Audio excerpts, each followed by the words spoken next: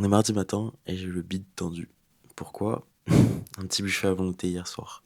Pour un peu de contexte, j'ai pu mentionner lors d'une vidéo que j'ai eu des troubles du comportement alimentaire, que ça allait beaucoup mieux, mais que toute cette année c'était l'enfer vis-à-vis de ça. Et en réalité, là, j'ai sûrement mangé autant que ce que j'aurais pu faire pendant mes crises, voire plus en vrai. Ce qui est intéressant, et c'est quelque chose qui m'a aussi permis de m'en détacher, c'est justement d'expérimenter ce genre de choses. Je vais pas aller conseiller volontairement à des gens qui ont des troubles du comportement alimentaire de volontairement s'exposer à la chose en elle-même, mais peut-être. Je ne suis pas médecin, ne prenez pas mes conseils pour... Et voilà, ça arrive. C'est bien ce que je pensais. Bref, je reviens sur la route.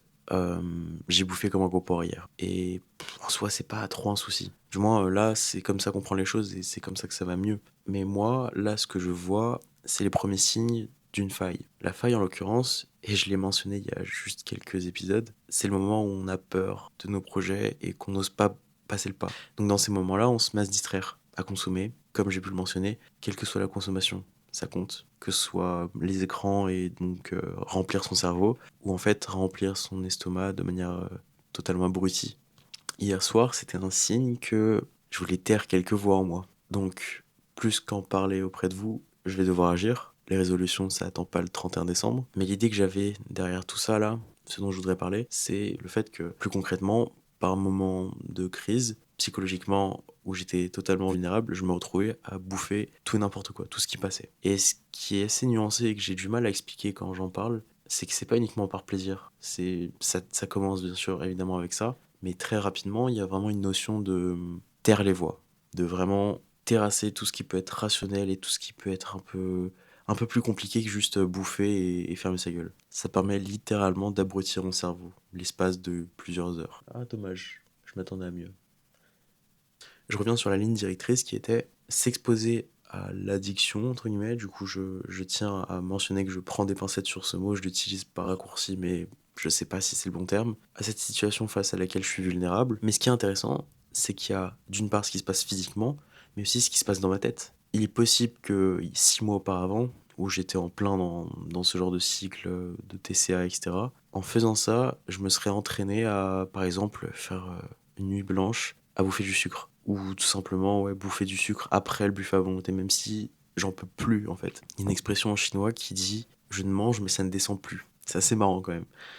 Bref, je vais parler des deux cas, du coup. Le premier cas, c'est je mange jusqu'à n'en plus pouvoir et je sens que je suis abruti. Et au fond, ça me fait du bien parce que du coup, ça tait les voix, ça me permet de penser à autre chose, ça me distrait et je me dis que j'ai tellement gâché plein de potentiel parce que c'est surtout ça qui me fait mal en fait. Ce qui me fait mal dans ces moments-là où je m'abrutis littéralement, c'est le sacrifice du temps et du potentiel de ce que j'aurais pu en faire, que ce soit l'énergie ou le temps. Les deux en fait. Et plus que ça, c'est plus douloureux quand je pense encore plus loin euh, au point de vie que je m'inflige, genre.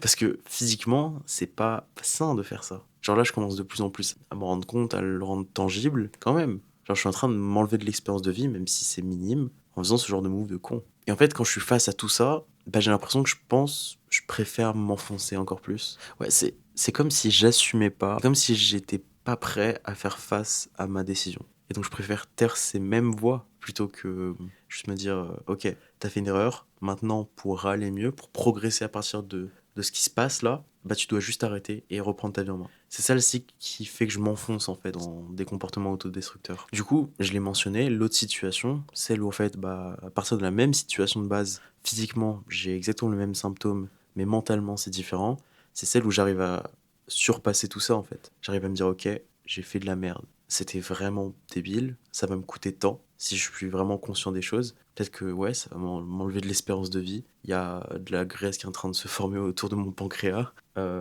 Et en plus, demain, je vais être une larve, je vais être une merde qui va pas être capable de faire quoi que ce soit, ou alors je vais devoir changer toute ma journée juste à cause de cette action conne. Mais t'avances quand même. Parce qu'autrement, en fait, juste tu continues. Et tu vas où après? Ça, c'est la théorie. Et même si ça provient d'expérience, genre c'est vraiment comme ça que personnellement j'ai cheminé, je pense que j'aurais l'intérêt à essayer d'être plus concret et peut-être, je sais pas, expliquer comment moi personnellement j'ai pu en arriver là. Mon arrivée dans les TCA, j'aurais du mal à l'expliquer.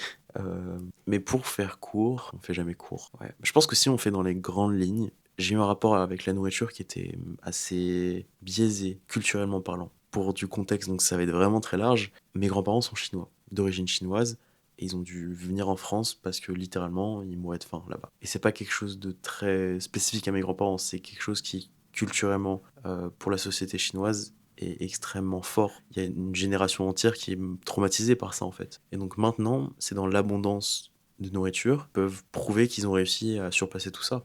Ça fait que nous, derrière ça, on associe en fait l'abondance, littéralement, c'est vraiment ça le mot, l'abondance, et même, on peut dire le goinfrage, genre juste consommer pour la victoire de consommer, comme étant quelque chose de bien. Je vais pas les blâmer directement, évidemment, ils sont pas conscients de tout ça. Et actuellement, il y a du coup une même génération qui se mange le retour du bâton. C'est l'équipe des choses. On vacille entre deux extrêmes jusqu'à trouver la vérité. Donc je pars de ça. Mon contexte, c'est que culturellement, dans la moitié de ma famille, il y a cette mentalité de l'abondance, la nourriture, et manger énormément, c'est bon, c'est c'est la vie, c'est ça. Et même si fondamentalement ça ne nous poussait pas à des comportements négatifs, et même la nourriture qui nous était proposée était bonne, parce qu'on était tout le temps dans le cuisiner, etc., etc., le volume, c'est pas forcément rationnel. Et après, à côté de ça, nous, quand on a un enfant, on fait pas la différence entre de la bonne viande cuisinée, des légumes et du riz, et du sucre, évidemment. Une part de chance que j'ai eue, c'est que à partir de 13 ans, je me suis mis dans le sport. Genre, à partir de 13 ans, j'étais en mode sport, sport, sport focus. Et j'ai pas grandi avec mes grands-parents chinois. Je les voyais régulièrement, mais il y avait une distance minimale, peut-être nécessaire, qui en fait me permettait moi-même de développer, disons, ma propre norme vis-à-vis de ça, mes propres standards. Jusqu'à mes 18 ans, à peu près, j'étais beaucoup plus conscient vis-à-vis de ça, quitte à en fait développer une sorte de confusion sur la nourriture. Comment est-ce que je devais traiter ça? Ce qui s'est passé, c'est que j'ai toujours vacillé, du coup, de mes 13 à 18, même 19 ans, quand j'étais à fond dans le sport, vers la nourriture. Bah, t'en manges moins, t'es plus maigre, t'en manges plus, tu grossis. Et donc, quand je voulais être maigre, j'en mangeais moins. Quand je voulais être plus gros, j'en mangeais plus. Dieu sait que je suis capable d'en manger vraiment beaucoup plus. Ça fait que d'une année à l'autre, je pouvais faire de 82 à 68 kilos.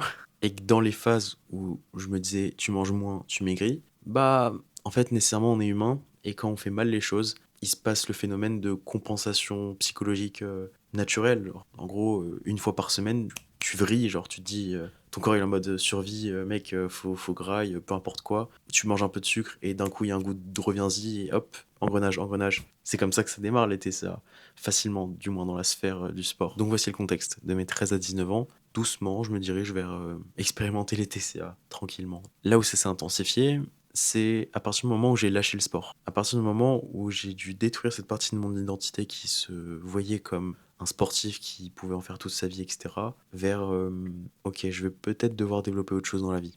Et donc pour faire simple, j'étais dans cette situation. Je développe des projets, j'essaye d'être équilibré dans ma vie, essayer de prendre les choses qui comptent pour moi et de leur donner suffisamment de place.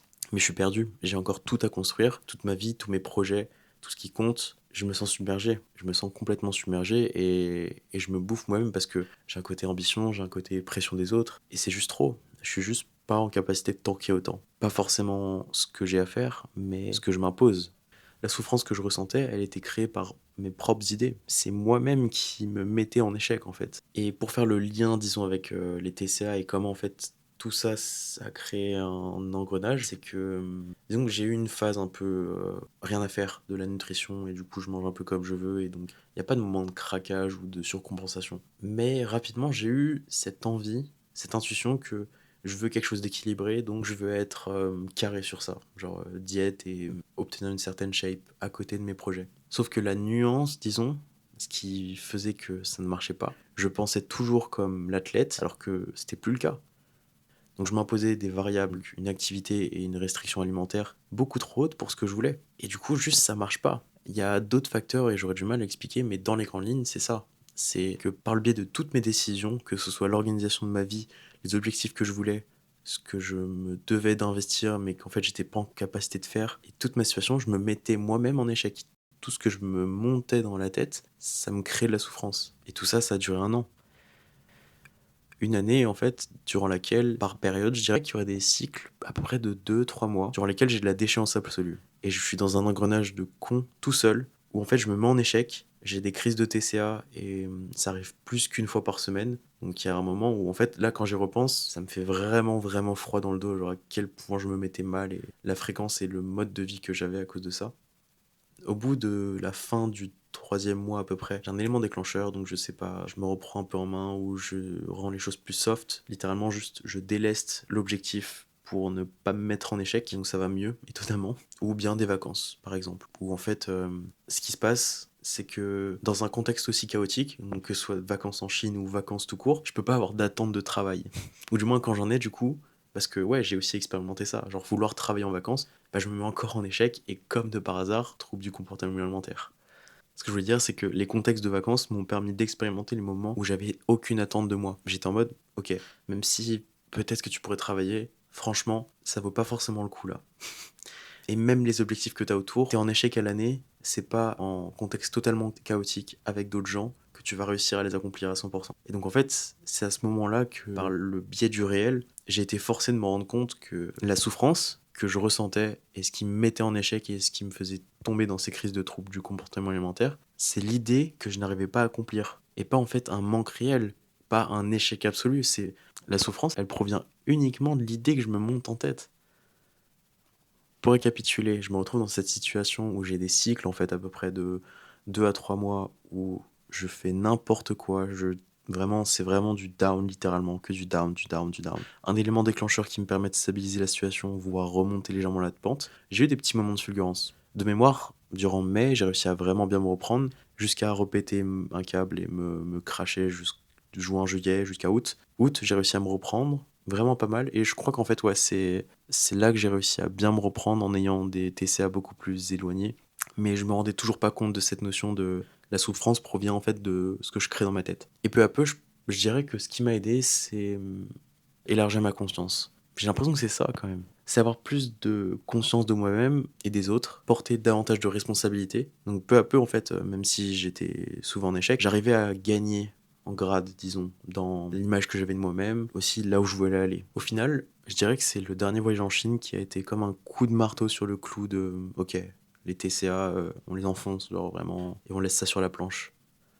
Mais c'est vraiment la conclusion de tout ce que j'ai pu apprendre au cours de l'année. C'est le fait que, au cours de l'année, j'avais cette volonté de m'en sortir, et je pense que c'est avec l'honnêteté envers soi-même qu'on s'en sort. C'est être capable de déterminer la cause en nous et pouvoir remettre en question presque tout. C'est extrêmement difficile parce que c'est hyper inconfortable. C'est littéralement se dire, ok, je n'ai pas de base, j'ai pas de choses sur lesquelles me reposer qui sont absolument sûres. J'ai tout à construire, ou du moins énormément de choses, et je dois être prêt à pouvoir tout remettre en question. Et honnêtement, j'en ai bavé. Mais in fine, il y a le plus beau des cadeaux, c'est la clarté. Je pense que j'ai encore beaucoup expérimenté, ne serait-ce qu'en fait, la clarté en elle-même. Genre, être capable de maintenir cette clarté beaucoup plus longtemps. J'ai l'impression que ce serait un sujet, mais je suis pas encore prêt à en parler, je pense. Mais c'est vers ça que je dois tendre et me diriger. Pour la fin, j'aimerais peut-être parler de... Je sais pas si j'aurais quelque chose dans mes notes qui correspondrait à tout ça. Si, c'est sûr, j'en ai. Ok. J'ai pas trop retrouvé de notes, mais ce dont je pense qu'il y aurait intérêt à parler, c'est la clarté d'esprit. J'ai mentionné comme étant la chose qui était pour moi le défi actuel, réussir à maintenir cet état-là. Mais avant de parler vraiment de conscience totale des choses, être capable d'être totalement aligné avec ce qu'on veut, etc., j'aimerais parler de la prise de décision dans les moments difficiles, dans les moments complètement chaotiques où en fait on peut le dire, débile. Débile dans le sens où cognitivement, genre notre cerveau est moins apte à prendre de bonnes décisions. Et ben en fait, dans ces moments-là, la priorité c'est de s'en sortir sur ce plan-là déjà. Donc bien dormir. Dormir, c'est la base de tout. C'est littéralement ce qui te permet de reset ton cerveau de la meilleure des manières, de pouvoir prendre du recul, de trop de choses en fait. Ton corps a besoin du sommeil. Et donc dans les périodes chaotiques, personnellement dans les TCA, ton sommeil est éclaté. Même si en fait, non, enfin mine de rien, tu dors bien, mais peu. Parce que ton bide est totalement tendu et du coup, ouais, tu peux dormir genre 5 heures. T'as l'impression que tout va bien parce que ton corps est en mode alerte, digestion absolue. Et le souci de ça, c'est que hormonalement, t'es totalement déréglé. Et mine de rien, en fait, même si on n'arrive pas à s'en rendre compte, c'est totalement intangible, c'est factuel. Nous sommes des êtres humains totalement dirigés par des hormones, des récepteurs, je sais pas quoi. Ça nous dépasse totalement. Et donc, il faut l'accepter, puis agir en fonction de ça. Aussi, une chose à laquelle je tenais énormément, personnellement, dans ces moments vraiment compliqués, c'est être capable d'être conscient que je suis pas capable de prendre de très bonnes décisions. Donc, Ce qui se passait, c'est dans les moments de lucidité où j'étais en fin de crise, genre, disons le soir à 3 heures du mat, je me dis: «OK, tu une grosse merde et demain, tu verras un peu plus clair, mais tu te sentiras mal et au moindre moment de faiblesse, tu retomberas. C'est très probable. Donc tu vas te tenir à certains engagements pour le très court terme, genre juste demain, tu te dis: "OK, je fais ça, ça, ça, ça, ça, je mange ça, ça, ça, ça, ça et ça va bien se passer"» et je prends soin de moi pour me mettre dans les circonstances qui me permettront de prendre de bonnes décisions à l'avenir. Ça, pour moi, c'est un point essentiel. Être capable de se donner les circonstances de pouvoir faire mieux. Genre la décision, c'est pas uniquement la décision qui permet d'avoir le résultat, c'est la décision qui permet de prendre les décisions pour avoir le résultat. D'un côté, ça fait un peu, stressant et étouffant. Peut-être que c'est simplifiable à des principes du genre, «fais mieux maintenant», je sais pas. Mais personnellement, c'est comme ça que j'ai trouvé «la voie» entre guillemets. C'est des mécanismes. Je pense qu'il faut passer par toutes les phases, celles où en fait on cherche des moyens, on a les intentions, on se crache, on y arrive pas. Et petit à petit, ça nous permet de vraiment déterminer ce qui marche sur nous. Et ouais, je donne des outils en fait. Si c'est votre cas, si vous avez des troubles du comportement alimentaire ou des addictions et vous pouvez vous reconnaître dans les mécanismes qui enclenchent ça. J'espère sincèrement que vous allez vous en sortir. J'espère que ce dont j'ai pu parler a pu aider. Et pour un mot de fin, je dirais vraiment que c'est l'honnêteté envers soi-même qui permet de s'en sortir. Peut-être que c'est pas le chemin le plus rapide, peut-être qu'il y a des choses un peu plus brutales, mais in fine, c'est une expérience. Je sais pas si elle est à vivre. Quoi qu'il en soit, je te souhaite sincèrement de t'en sortir, si c'est ton cas en tout cas. Et pour les autres, si ça va bien, tant mieux. J'espère que ça vous a plu. Je vous souhaite une bonne journée et salut.